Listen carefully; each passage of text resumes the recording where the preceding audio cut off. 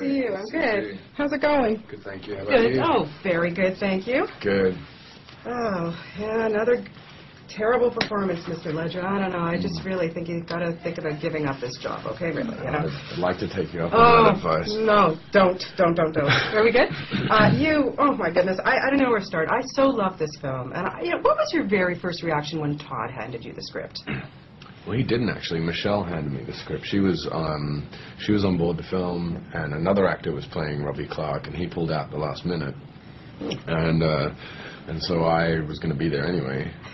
So I put my hand up in the air and asked to be in it, and then Todd kind of considered it, and we met, and we went from there. But yeah, my first impressions of the story, of the script, was that it was super ambitious, but highly respectful of Bob Dylan. Oh, yeah.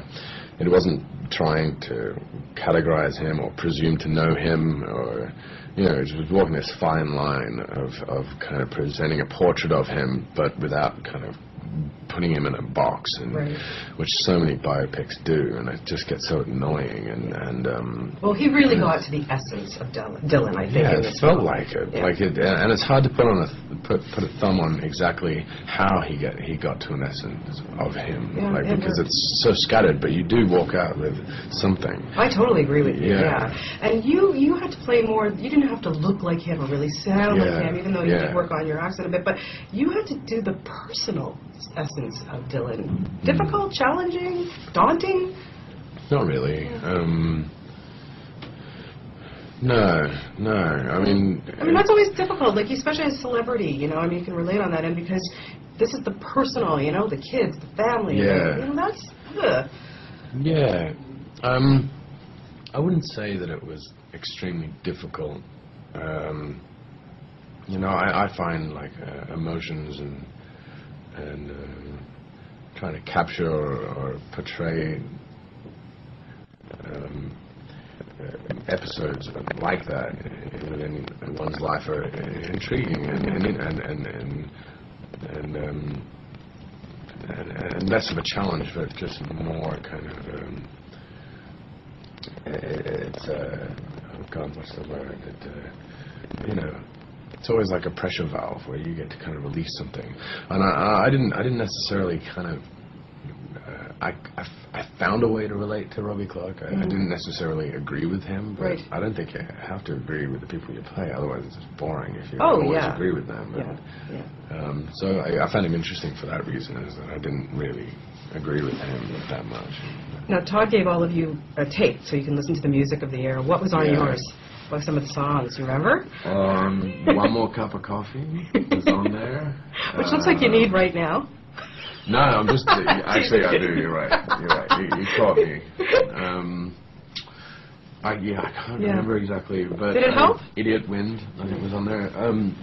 It did help. And he also presented us with a portfolio of images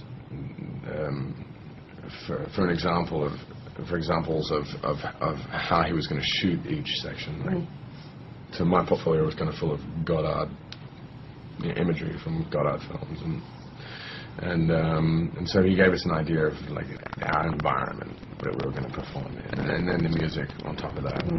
And he played music a lot on set as well, which was really a really lovely way to work. Like a lot of the time we didn't have dialogue in most of the scenes, and so he just played music while we were acting, and it was lovely. Like everyone, the camera, the dolly, the performances, the extras, the trees, everything be synchronized through the music. And very cool. Very quickly, I have to ask you, Heath, very quickly. Everyone I've spoken to who's working on Batman says you are it. Has it been a childhood dream to play the Joker? Kind of. I remember seeing Jack Nicholson and thinking that he looked like he was having so much fun playing that, and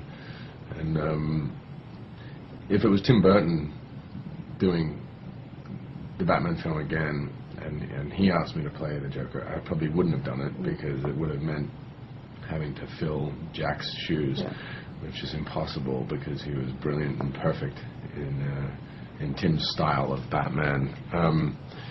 But yeah, when Chris asked me to be a part of this film, I already knew the world he'd created because I'd seen Batman Begins, and so I knew that it was open to a fresh interpretation, and it just made complete sense. I knew exactly how to do it the second he asked me, and it fit like a glove. It was fun. Cannot wait to see that. I'm so excited. Best of luck to you. We're so Thanks great a lot. in this. Thank you. So great. I was talking to Michael Caine at the film festival, and he said, "You scared the